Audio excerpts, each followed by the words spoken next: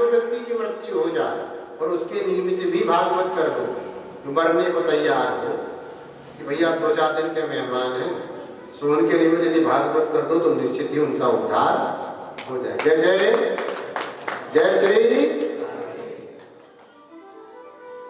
तो सुखदेव जी ने कहा कि कैसे भी प्राणी भी कर दो। सूर्य जी कहते हैं ऐसे नहीं, ये तो जीवित की बात कह रहा हूं, अभी आगे सुनो। बोले क्या? जो चला गया हो और चले जाने के बाद भूत प्रसाद बन गया हो, उनके निमित्त भी यदि आप भागवत कराएंगे, कर लेंगे, भागवत का पारायण हो जाएगा तो उनकी भी उद्धार निश्चित होता है। बोले महाराज कैसे विश्वास करते हैं? कोई चमत्कार का नमस्कार, आपकी बात का कैसे भरोसा कर लें? कोई उदाहरण है आपके पास? तब श्री सुखदेव जी सूत जी स्वर्गादि ऋषियों को दृष्टांत दे, लोकावतार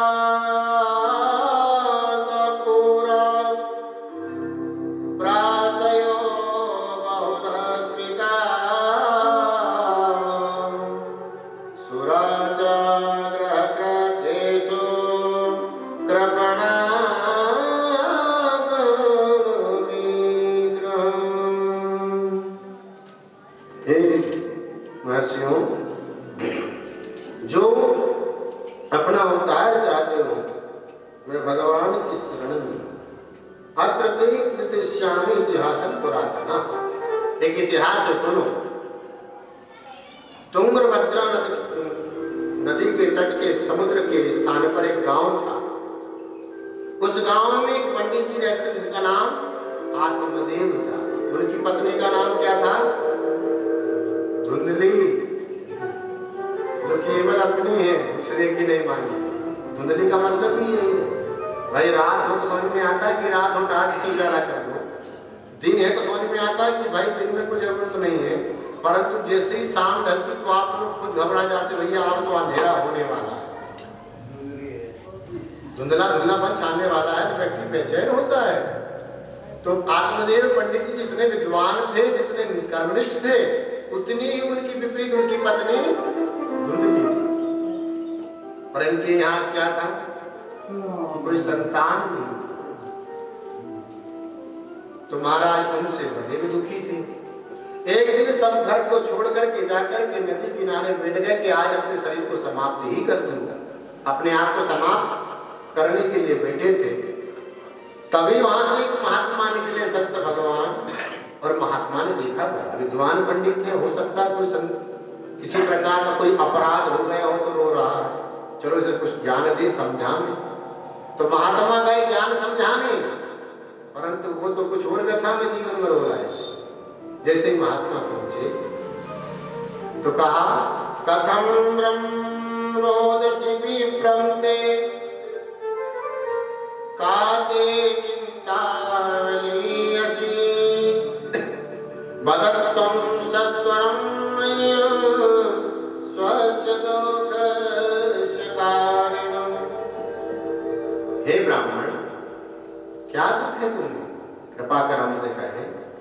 तो महात्मा जी के चरण पकड़ लिए, प्रभु धन्य है आप पधार गए हो, भाग्य मेरे, क्योंकि योगिनाम दर्शनम लगे, योगियों का दर्शन ही परम पावन करने वाला है। अब महात्मा की सुंदर व्यवस्था बिठा करके उनके चरणों में बैठ गया। महात्मा ने बोला, भैया क्यों रोते हो? क्या संसार के लिए कोई दुख है तुम्हें संसार से, या कोई घर वालों से दुख है तुम्हें? महात्मा ने समझाया, भैया जीवन में दुख तो आएंगे, दुख का आना का काम है, सुख का आने का काम है। सुख दुख तो सब मानव शरीर की छाया है, ये तो स्वभावतः अपने जीवन में चलेगी। जैसे कोई चल रहा हो घाम में और छाया से उसे सोचे कि छाया हट जाए तो संभव नहीं। जीवन का ये सुख और दुख दोनों छाया है। महात्मा ने नाना प्रकार से समझाया, परंतु महात्मा ब्राह्मण की बात बोले, प्रभु मैं इसलिए नहीं रो रहा हूँ, मैं इसलिए दुखी नहीं हूँ, मैं केवल इसलिए दुखी हूँ कि मेरे यहाँ कोई संतान है। और महाराज मेरे द्वारा दिए हुए जल को मेरे मित्र को स्वीकार नहीं करते। मेरे घर पर तुलसी का बिरवा है, वह भी सूख गया। मेरे द्वारा लगाए हुए वृक्ष समाप्त हो जाते। मेरे घर पर एक गाय है, वह भी अभी तक भगवान जो है उसका भी कोई जन्म नहीं। महात्मा ने कहा इतना भारी दुख है, फिर भी महात्मा ने कई प्रकार से समझाया कि क्यों रोते हो, ये तो माया है और माया में पड़ना नहीं चाहिए, पर तुम तो ब्राह्मण हो। महात्मा ने कई प्रकार समझाया, परंतु ब्राह्मण की बात समझ में आज बोला महाराज जी आप महर्षि हैं, तपोवन है, तपस्वी हैं, आप जो चाहें सो हमें प्राप्त करा सकते हैं, सो हम आपकी शरण में हैं। अब आप हमें हमारा उद्धार करिए। और महाराज के सामने गिड़गिड़ाने लगा। तो अब महाराज जी के मुख से निकल गया कि अरे ब्राह्मण देव, तुम रो रहे हो कि तुम्हारे यहाँ संतान हो जाए, और हमने तुम्हारा भविष्य देख लिया कि सप्त जन्म बधी तब पुत्रो नेव जनेव च।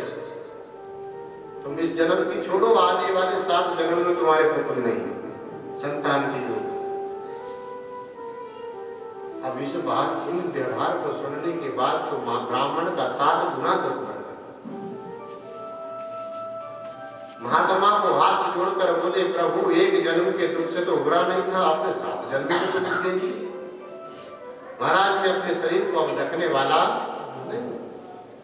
महाराज या तो आप ही इसका कुछ उपाय कीजिए, नहीं तो मैं आपके सामने अपनी बार जो सिर पर दूंगा पत्थर पे शिला पर, तो अपने प्राण को ही त्याग दूंगा और इसके ब्रह्म हत्या आपको लगी। महात्मा ने कहा लाभ फंसे आए थे समझाने, फंस हो गए। सो अनुनय विनय करने पर, अनुनय विनय करने पर महात्मा ने उन्हें फल दिया और कहा कि जाओ और जाकर के अपनी पत्नी को ये फल दे दो, वो ग्रहण कर लेगी तो निश्चित परमात्मा की कृपा से संतान प्राप्ति होगी। महात्मा ने फल दे दिया, परंतु देवी धुंधली के पास आए और आकर के बड़े खुशी होकर के ब्राह्मण देव कहने लगे देवी फल भक्षे गर्भे गर्भे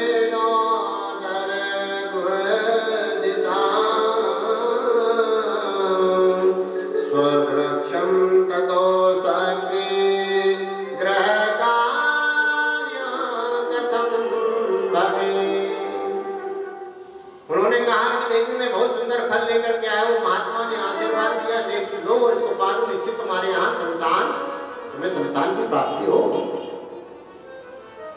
अब देवी ने कहा कि आप चिंता ना करो, मैं निश्चित पालूंगी। अपने कार्य को पूर्ण करके अभी नहाई स्नान वगैरह कुछ नहीं किया। अब पंडित जी चले गए पंडिताई करने। अब पत्नी जो उनकी देवी धुंधली थी, उन्होंने फल लिया और रख दिया इतने में आके सहेली पड़ोसिन। अब पड़ोसिन आई तो पड़ोसन के आते पूछने लगी कि देवी कहीं फल खाने से बेटा उत्पन्न होता है, मन में कुतर्क उत्पन्न हो। तो उसने कहा नहीं, महापुरुषों की कृपा से सब कुछ संभव है, क्योंकि भगवान संतों के हृदय में वास करते हैं और भगवान संतों की भाषा कभी वचनों को खाली नहीं जाने देते। इसलिए देवी तुम पालो, निश्चित तुम्हें संतान की प्राप्ति होगी। अब उस देवी ने इतने कुतर्क किए कि मैंने सुना है कि गर्भवती हो जाएंगी तो ज्यादा दौड़ नहीं पाएंगी, और कहीं मान लो धोखे से गांव में आग लग गई तो हम तो गोविंद आए, हमारा तो प्राणांत हो जाएगा। महाराज ने पड़ोसन से बोली कि मैंने ये भी सुना है कि गर्भवती ज्यादा मीठा नहीं खा सकती, तीखा नहीं खा सकती, ज्यादा जोर जोर से भजन सुन नहीं सकती। कई प्रकार की बातों का उन्होंने कुतर्क किया। आखिरी में पड़ोसन जो उनकी थी वो समझा कर चली कि बेन तेरे मन में जो आए सो तू कर, हम तो अपने घर।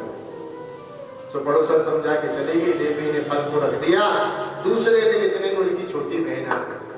अब छोटी बहन आई तो छोटी बहन के 6 पुत्र थे, गरीबी बहुत थी घर में। सो गरीबी होने के कारण उसके पास अटाटूट पैसा धन। तो देवी जैसे ही छोटी बहन आई सो आकर के बोली कि कहीं फल खाने से संतान की प्राप्ति होती है। बोले नहीं नहीं, कहीं नहीं होती है, ये महात्मा लोग बस सबको छलते हैं, ठगते हैं, और इनका तो आए दिन यही काम, कौन जंगल में फंस जाता और उसको और ठगा। तथा जब उस धुंधली को जब बात समझ में आ गई तो उसकी बहन ने कहा कि चिंता मत कर, मेरे गर्भ है, अगला 7वां जब पुत्र होगा तो तुझे मैं दे दूंगी, तुम उसके बदले में मुझे कुछ धन दे देना, मेरा भी काम चल जाएगा, तेरा भी काम चल जाएगा। और ये फल जो है जो सामने गाय बंधी उसे चला। तो उसकी बात मानी। कुछ समय अनुकाल उसने फल पवाने के बाद जब उसकी बहन के यहाँ संतान हुआ तो उसने लाकर के उसे सौंप दिया। और कुछ दिन बाद उस गाय के भी सुंदर बालक का जन्म हुआ। स्वरूप से तो वो बालक था, परंतु कान गायों के जैसे होने के कारण उनका नाम गोकर्ण पड़ गया। बोलो गोकर्ण जी महाराज की। धीरे धीरे दोनों बढ़ने लगे और गोकर्ण पंडितो ज्ञानी धुंधकारी महाभागी। जन्म हुआ, पतिदेव से कहने लगे नामकरण कराइए। पतिदेव ने कहा देवी मेरा नाम आत्मराम है, इसका नाम आत्म श्याम या भगवान के नाम पर कुछ नाम रख दो। सुंदरी ने कहा नहीं, मैंने गर्भ में रखा, मैंने लालन पोषण कर रही हूँ, तो मेरे नाम पर ही नाम होगा। सो धुंधकारी नाम था, नाम तथा गुण। देखिए साहब, नाम का भी बड़ा प्रभाव है। आजकल तो चिंटू पिंटू मिंटू डिंटू भगवान जाने कौन कौन से नाम है, तो उनके हिसाब से उनमें गुण है।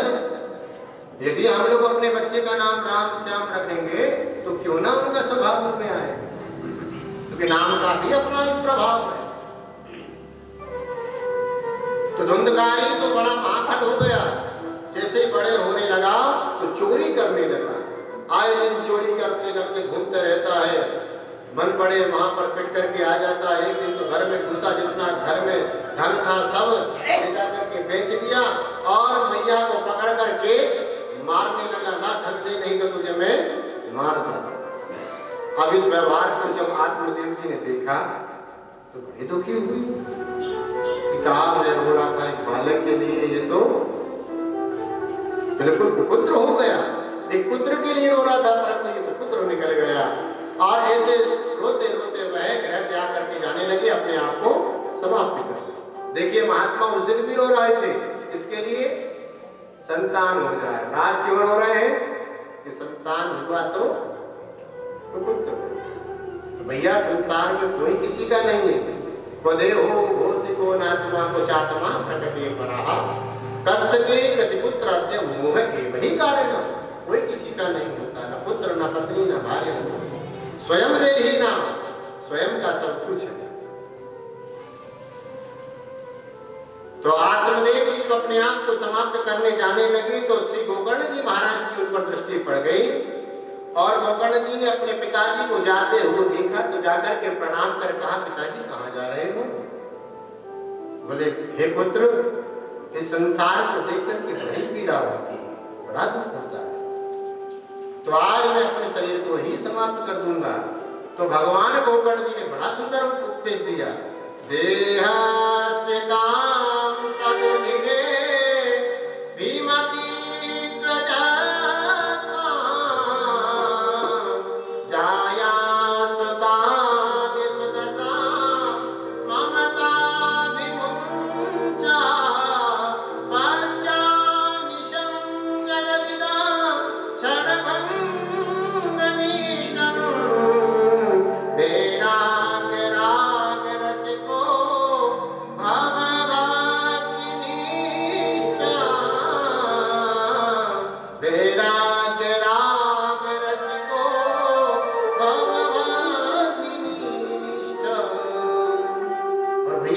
कहें आपसे, जीवन में कितना भी बुरा हो जाए भगवान को नहीं भूलना चाहिए।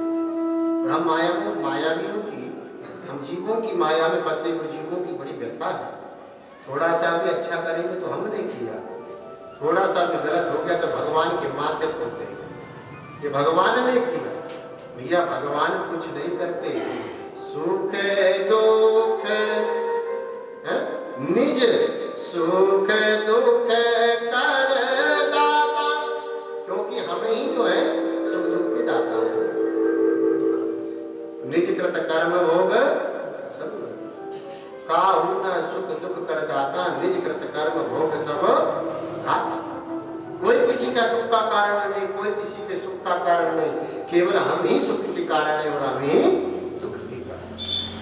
आज देव आत्मदेव जी प्रकार से समझाया, पिताजी ये नश्वर देह है, इसमें प्रीति ना करो, भगवान के चरणों में प्रेम करिए, क्योंकि भगवान में आप प्रेम करेंगे तो निश्चित ही परमात्मा आपको प्राप्त हो जाएगा। छेते जल पावक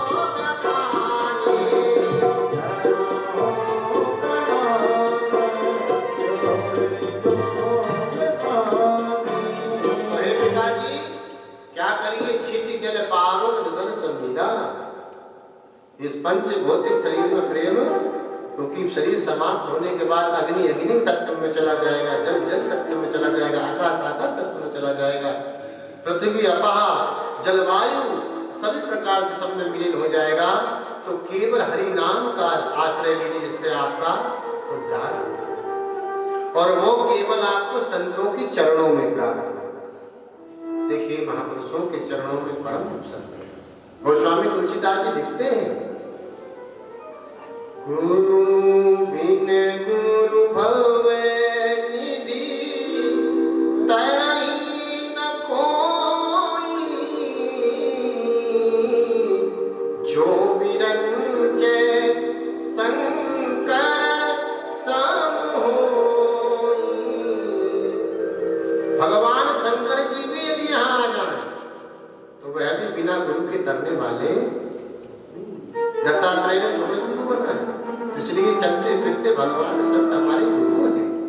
इनके चरणों में हमें अहर्निश प्रार्थना करना चाहिए, क्योंकि दर्शनम जीव मात्र, इनके दर्शन मात्र से भवबंधन भवाब्धि समाप्त हो जाती है। तो पिताजी ये देह अभिमान छोड़ करके समाप्त कर भगवान के चरणों में प्रेम करिए, क्योंकि इनसे प्रेम यदि आप कर लेंगे तो निश्चित ही हमारा उद्धार हो जाएगा। ये संत क्या करते हैं? ये संत हमारे सारे जीवन की व्यथा को समाप्त कर देते हैं, और इनके जीवन के किए हुए कृत्य में से यदि हमने एक भी अपने जीवन में उतार लिया तो निश्चित हमारा उद्धार हो जाएगा। सत्संगति से प्यार करना सीखो जी, जीवन का उद्धार करना सीखो जी, प्यार करना सीखो जी।